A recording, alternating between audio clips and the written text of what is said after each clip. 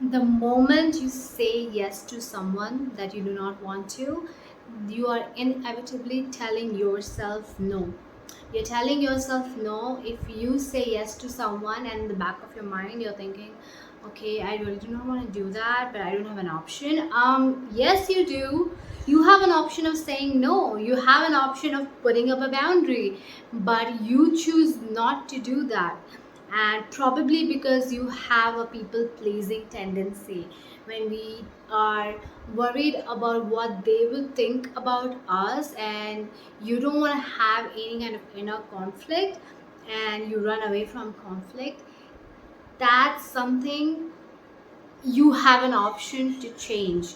If you have a prior commitment and you do not want to do certain thing, you have the right and the choice to let the person know that, hey, I have a prior commitment, I cannot get into this right now, but I'll get back to you.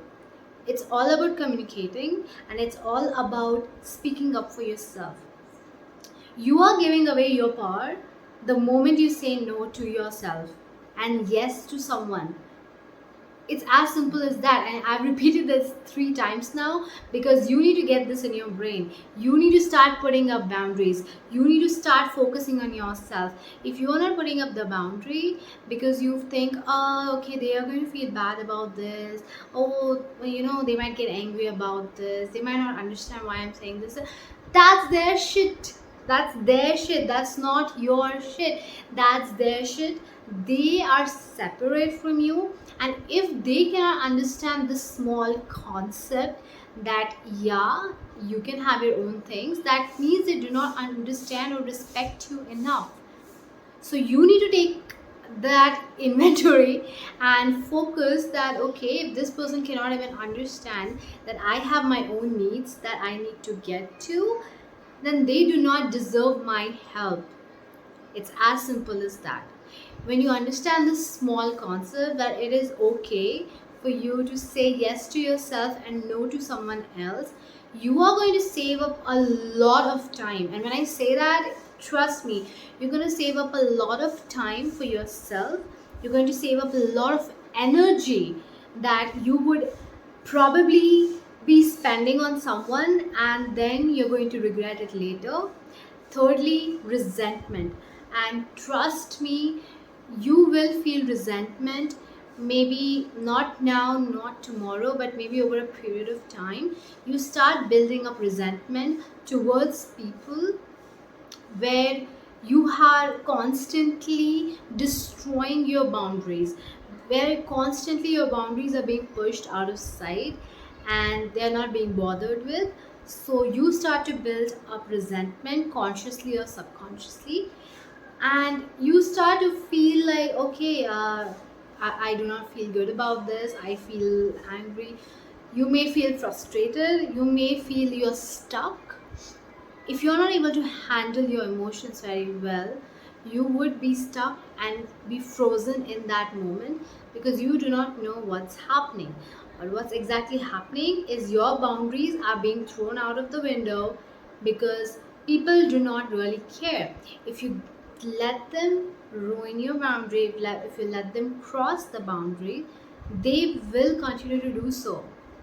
So it's your responsibility. It's actually your fault that you are not saying anything to these people.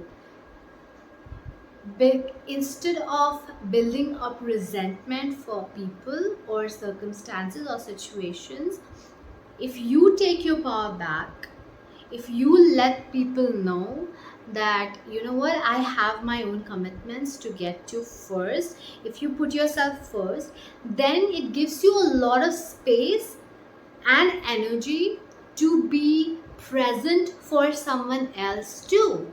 When you're done with your own situation, when you are putting yourself first, you can then show up for other people. And that's way better. That's way better than resenting them.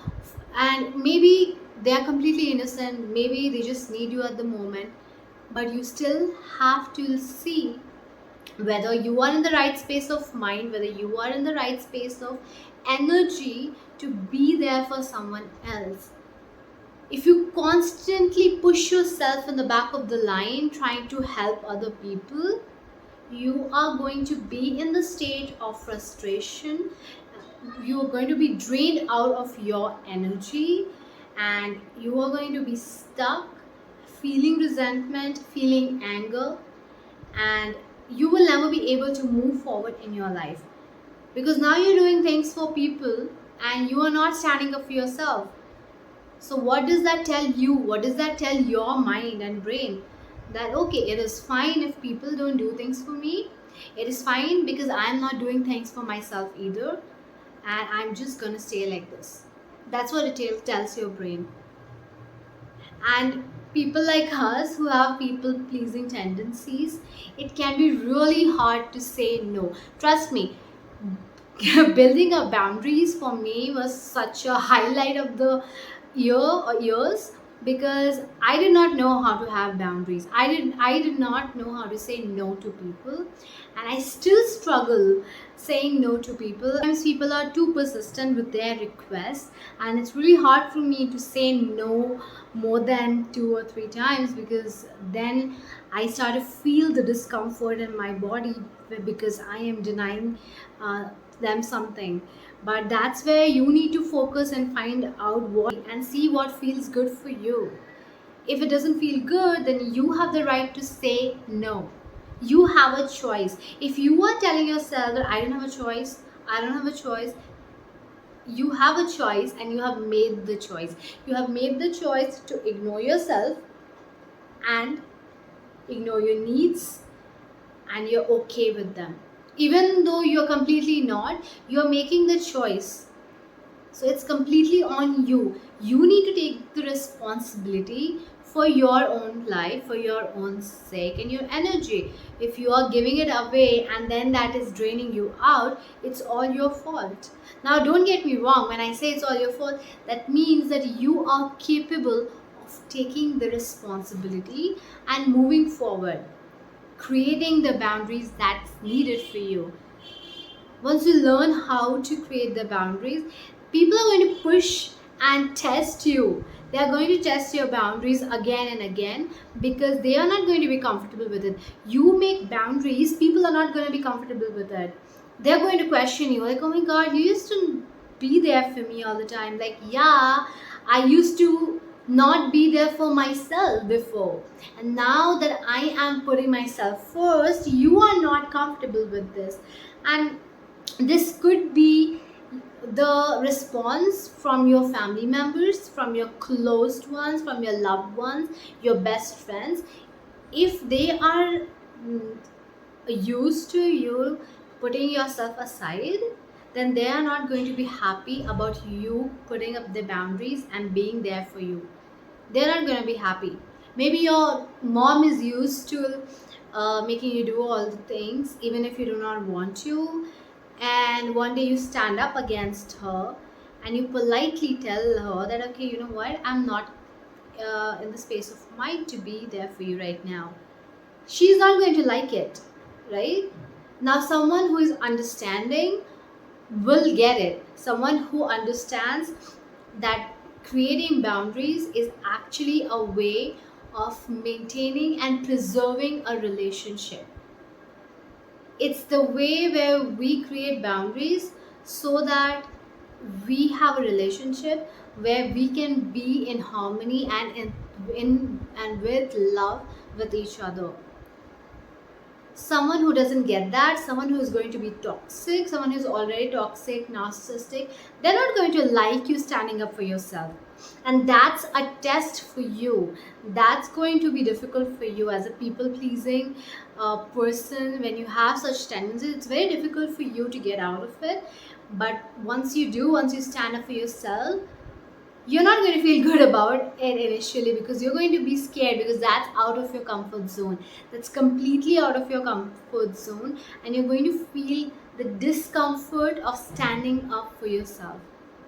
But once you start practicing this on a regular basis, when you start practicing standing up for yourself and taking back your power, you understand that this feeling is just because you have stepped outside of your comfort zone, and not because it's something that you're doing wrong.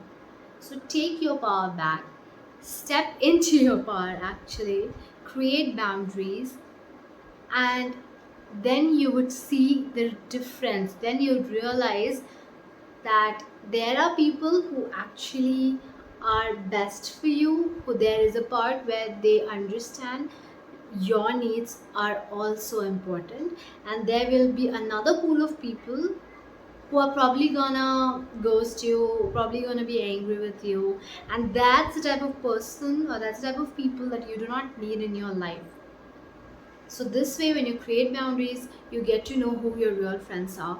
You stand up for yourself, you feel good about yourself, you increase your confidence, and you live a life worth living.